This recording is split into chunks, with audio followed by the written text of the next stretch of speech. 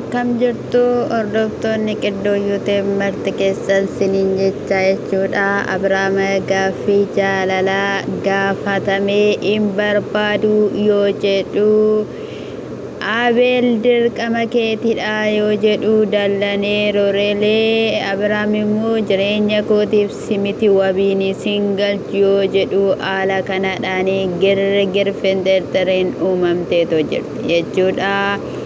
Egaa bakka siifi mijannee fi iddoo siif hin taane hin taa'iyyoo jedhu daljeessi akka dingataa miliqee bosonaa bahee magaalaa seenee manatti galuu jalqabee lolee yoo booratu argameetu jira jechuudha. Abeetu geetaa woy adenan no mibaala. Maal si dhibe maal si galchee jireenya isaa akka barbaadetti jiraate waan barbaade godhee si galchaa sin galchuu inni dhugaan siniin jedhe har'a Abrahaam jechuudha riikardi cabse dhugaa sagaleen kun sinitti dhagaafata hin beeku jechuudha. Daawwaa'ee fiidhaaf jedhee nala taa'aa jira. Garuu jechuudha dhugaa dubbachuuf baay'ee waan ajaa'ibaa waan dinqisiisaa jechuudha kan Abrahaam irraa dhageenyetu jirru jechuudha. Abrahaam lakkaajoo amala isaa keessatti jechuudha namatti siqee baqqaaluma garaagaraadhaan egaa namuma kaffaasisuu sila hin barbaanneef malee jechuudha lakkaa'uma hin jedhu jechuudha dhugaa dubbachuudhaa fi saatii kana hin turre yeroo kana hin turre yeroo jaalala jechuudha. Akkuma jedhes immoo Abeelidhaanii lakkaati fira koo fakkaatteet hiriyaa koo fakkaatteetu namiidhaa jirta turte naan lakkii ani simiidhaa hin jiru jedhe kun akkatti qubatti qabee yaa sabaatti seerachaa jira kan maal masa dhibe dhugaan siniin jedhe wayni Abrahaam yaa obsa kee osoo anaati jechuudha dhagaa wayii fudhadheen jechuudha adduma isaan tarsaasa adduma isaa jechuudha anas taa'ee akkatti naaree sinitti himuu hin danda'u maal lakamame maal isa galcheme waan dubbatu beeka kun intalli soqolattee dhufte jechuudha sarbaa koo ilaali kinoo sarbaa qaba kinoo qaama qaba jettee jechuudha udduu qullaa jechuudha adda babayii keessa dhaabattee jechuudha sinumti immoo warra achi dhaabbattanii jechuudha amma fakkeenyaaf uffata adii uffadhaati koottaa jedhamtanii sinitti imamee dhuftan jechuudha. Gurraattiin kun fa'i keessa kiyyaa namni jedhamtu kun jechuudha culullee sinitti himna yoo ta'e waan dubbannu baay'ee qabna. Maaluma sin dhibeeti? Maaluma sin galcheeti? Waa'ee gaa'ela kanaa keessa jechuudha. Ruuttaadhuma yalaayee Abrahaam fuutanii Ermeellaadhaaf kennuudhaaf hanga kanaatti wanti sin deemsisuu barbaade maalidha? Maal sin goota? Naalaadhaa siniin jette moo? Nama baasaa siniin jette moo? Maa jalaa buchukuu barbaadda? Maa jalaa butuu barbaadda? Rakkoon keessa maali? Dhiphinni keessa maali? Himadhaa waan rakkattan waan Abrahaam sin miidhe maalan sin godheechaa jira? Maaf mucaa akkattiin sammuu dhiphistu? Sintumee akkattiin itti deebi'ume kan dhoowwaa jiru mee sinidha jechuudha. Boodha qotaa kan jiru sinidha jechuudha. Intala kana kan fide sini.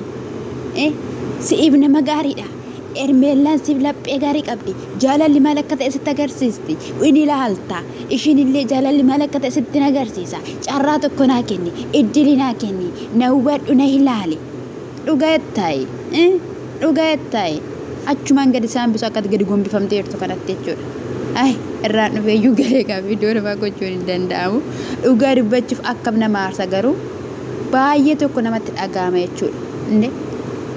Maal hanga kana warrumta achi dhaabbattan iyyuu numti maal hojjetta kinoo mucaan lafa dha'e jechuudha.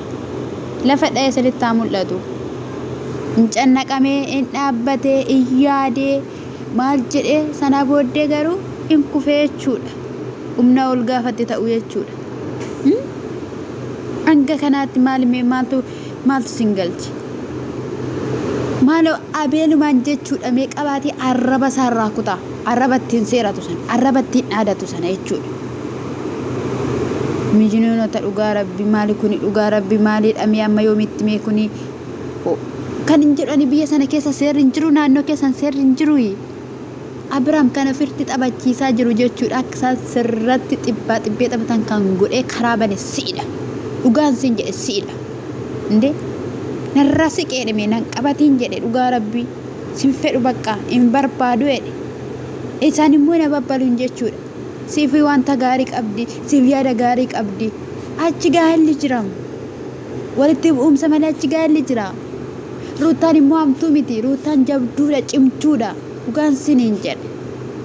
haalota jirutu akkatti ishiin itti deebitu ishiin dhoowwe malee garuu viidiyoo narraa jechuudha hundumaafiyyuu waasiidha dhugaan sin jedha wabiidha jechuudha hanga kanatti sassabdanii waa hin beektu jedhame sini qooda keessaa qabdu akka jaalalli kun yookiin immoo simmeetiin kun keessa jiru yookiin eshi jedhi yookiin lakki jedhee itti meeranii waan ani itti hin qabu nambaa osoo jechaa jiru booda lafaan dhaan jechuudha eshiiti dubbadhu fedhii kee madhu jedhaan iyyuu numti rutta afaan illee turellee jechuudha bucheen kun illee jechuudha in barbaadada jedhee maaliif makiina isa keessatti achi gadi hin baafne sin cinaachi kee gubatu ka irraa godoloo safu dhabeetti ejjituu afuuricha ulluminaanti silsaa siddist gaa'ela irratti gaa'ela xibbee kan taphattan jireenya irratti ati jechuudha yoomiyyuu namitti nana jireenya hin argitu otuma akkatti sagaagaltu jechuudha addunyaa kanarraa sokkita malee jechuudha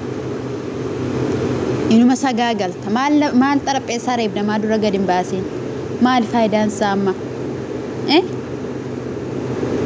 Akani barbaadu mee maal uffattee dhuftee moo carqii maal uffattee dhuftee wayne paantiin shi mul'atte Yesus Kristos yoo du'uu baatanii daawaa baay'ee argu maaloo mataa shi qabiiti buchee bonyuudhaan bukkee jiru camadda diitirraa kaase cinaachi kee gubatu dargaggeessa dhabame dhiira dhabame irran jiru abeelumaa fi buruukeerra irran jiru irraa kutame moo irraa cirame moo irraa gubate isaan maaliif hin jaallanneeti kunoo gurraachi kun jirame daljeessi kun fa'ii maaliif hin jaallanne maalidha rakkoon keessan gadi sinaanaqu mucaa nagaa waaqa waamtanii bishaan gaan gaditti naxxan maal godhaa sila in karjaajessan mee dhugaan siniin jedha hiriyoota fakkaatan in karjaajessanii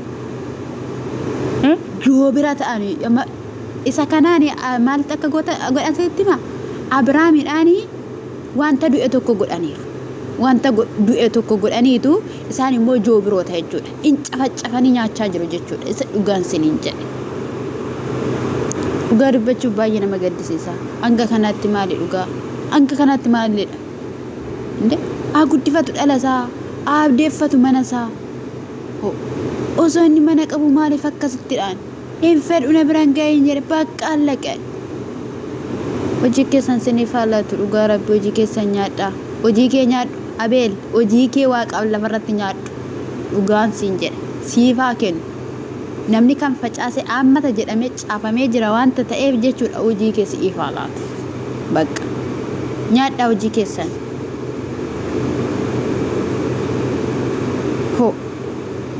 maalidha meesiin safu baay'ee boochan baay'ee